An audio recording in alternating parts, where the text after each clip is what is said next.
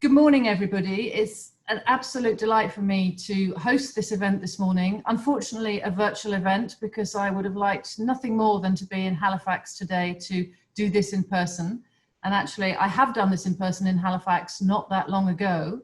And the fact that it's a second or third award of the Commonwealth Points of Light to a Nova Scotian shows to me what a great province Nova Scotia is, and how committed the population of Nova Scotia is, the people of Nova Scotia are, to helping their fellow Nova Scotians. I think it's no coincidence that so many of you have been recognised in this way, and it's an absolute delight for me this morning to meet you virtually, Rebeccah, and to be able to honour your incredible achievements in setting up Halifax Helpers. And COVID has been really tough for everybody. It's been a horrible and completely unprecedented period for all of us. But I think it's been particularly difficult for young people because all the things that you would normally do and the sources from which you would normally get your energy have stopped. And so we have all been confined to our houses. But for young people, there is an additional challenge, which is about education. And the fact that many young people are going to spend 6 months probably not having face-to-face teaching in school is difficult and potentially very damaging for young people.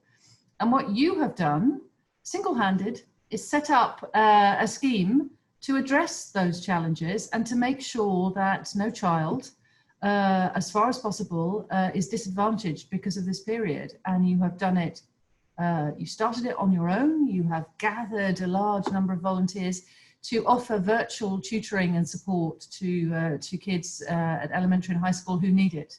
I think it's an absolutely brilliant idea. It's a brilliant scheme. I hope other people will copy it. You know, I am delighted that Her Majesty the Queen has recognised your service in this way. I think you are a real role model, not just to other young people, but to people like me and to the Lieutenant Governor, because what you've done is extraordinary. So many congratulations from me, from Britain, for what you've done.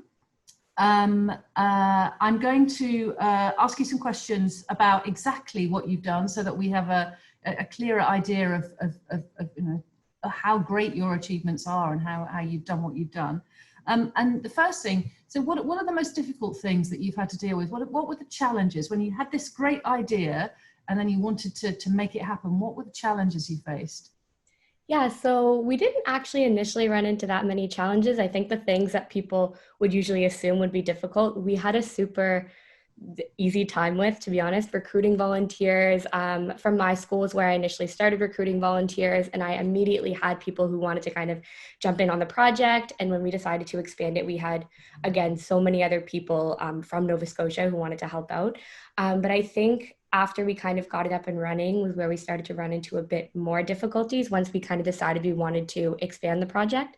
So of course, fundraising was continues to be a fairly difficult thing for us, just because we can't kind of go out and do in-person, face-to-face. That's fairly difficult. And I think just fundraising online as a whole is much more difficult than doing it in person. So that's kind of been something that we've been struggling with a bit, but we've been managing to get through with.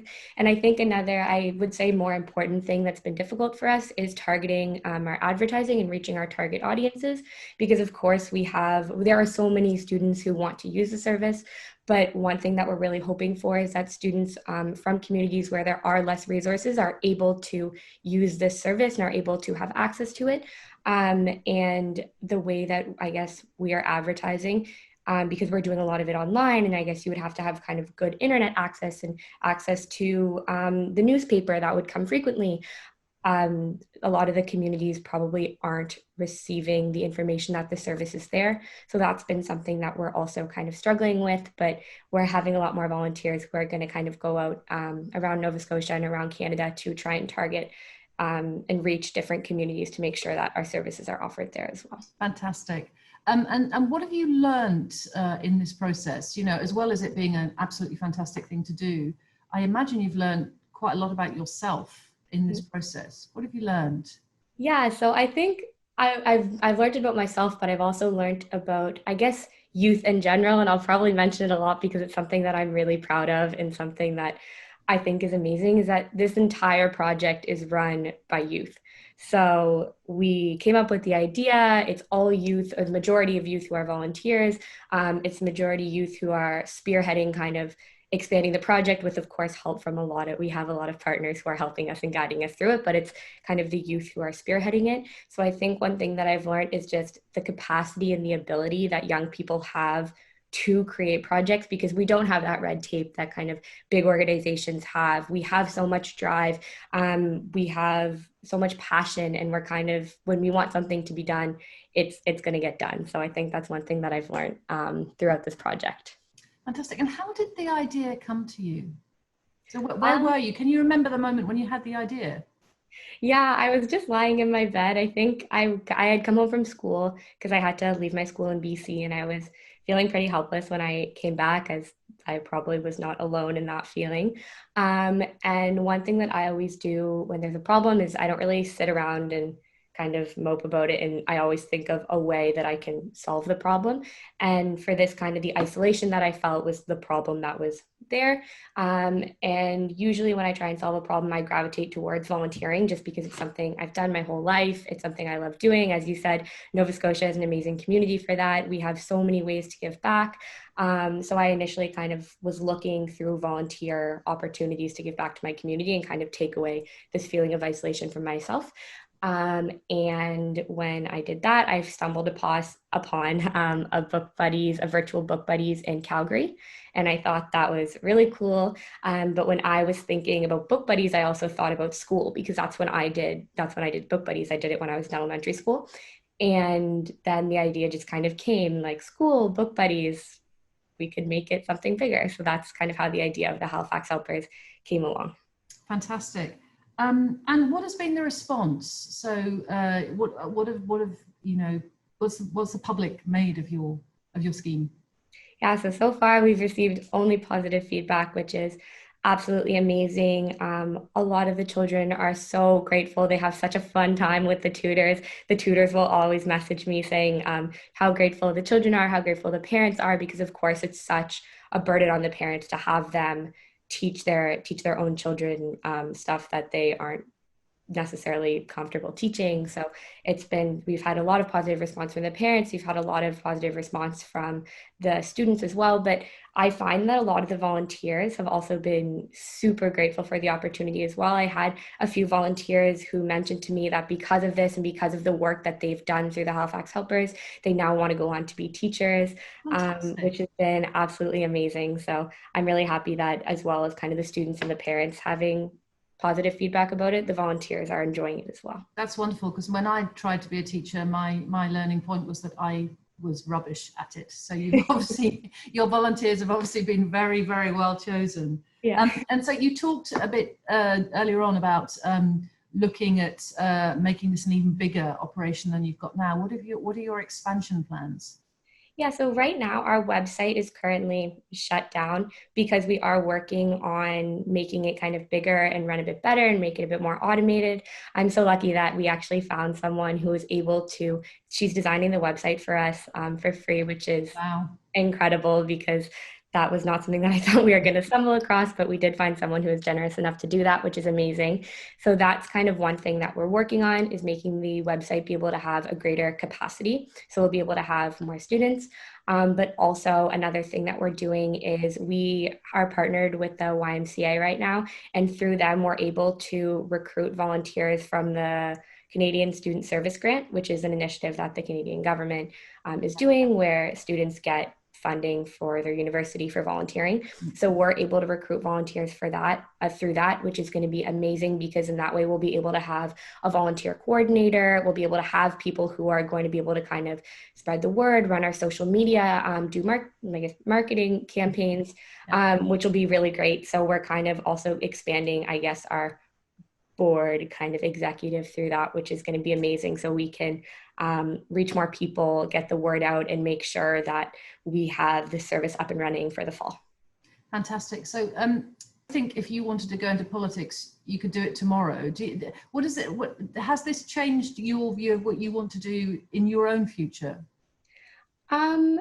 I've always kind of had an interest in education. I think that whether or not I'm going to be a teacher, I know teaching a skill is incredibly important to learn how to do. And I think that's something that I always thought, which is why education is so important to me, because no matter what field that you go in, I don't think there's a point in being really good at it if you can't pass down your knowledge to people who are kind of up and coming in the field.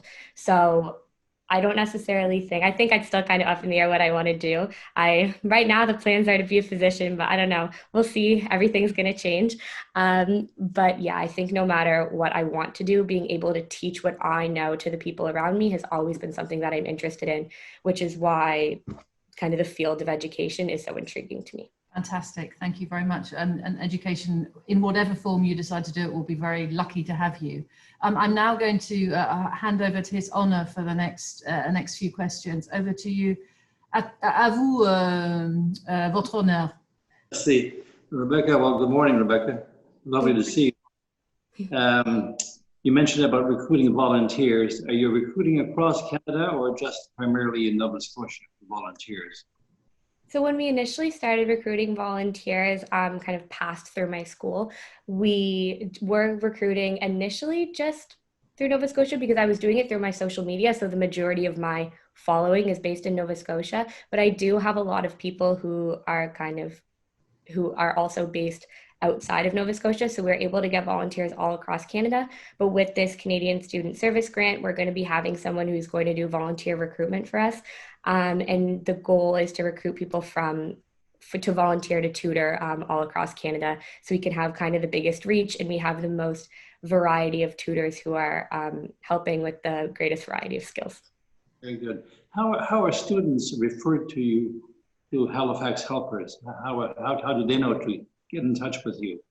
I think the majority of people find out through us through some of the newspaper articles that were published, because of course we have social media and we have our Facebook, but I guess they would have to kind of find that on their own. So I think the majority of our publicity has come from kind of newspaper articles. We were also put on Meet a Wee's virtual We Celebrate celebration, which I think was also helped people find us. So that's kind of been how word's been getting out. So how do you then, once you have the students and the teachers and the tutors, how do you match students to the tutors to make sure the best result can be made?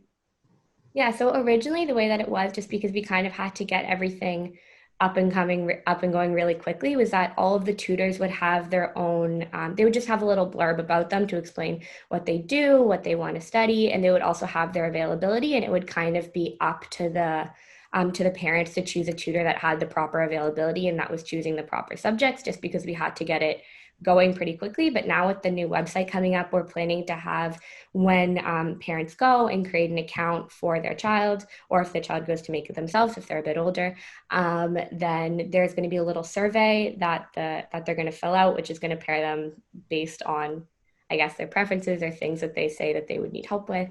So then we can just kind of streamline the process, and parents will be able to find tutors that will work great for the youth.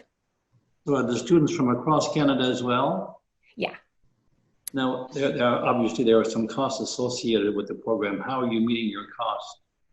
So we have a GoFundMe campaign right now where we've raised enough to kind of get us through our first phase of redeveloping the website, which has been absolutely amazing. That I think that's just another something else that just shows how grateful all the families are, because they've been able to, a lot of them have been able to donate to our GoFundMe, which is great. And then we've also been applying for some grants, which is going to be, we'll see how those work out, but that's kind of what we've been doing to cover the base of our costs. But as of now, the majority of our funding has come through our GoFundMe.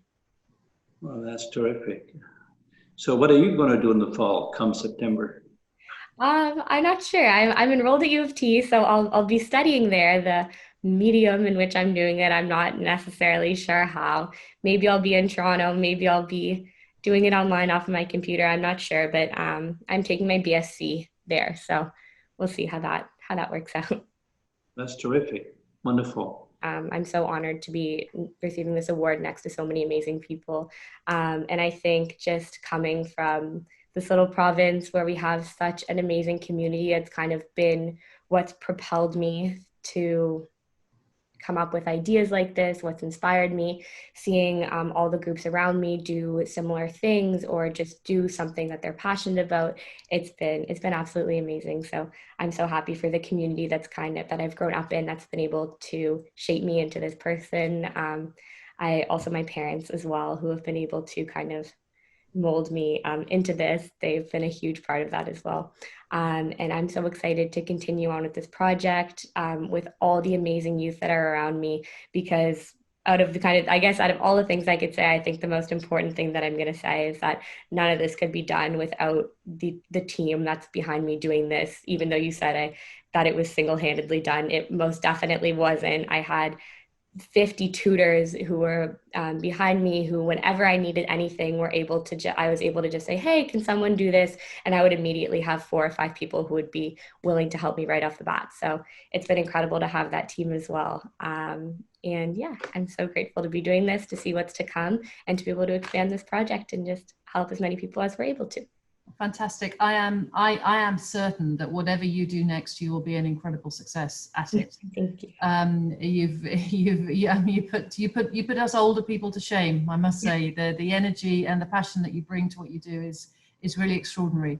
I think it is characteristic, as you said, of the province where you live. I think Nova Scotia is really a quite extraordinary place, and that sense of community and sense of spirit that you have is really strong, and your Lieutenant Governor exemplifies it too.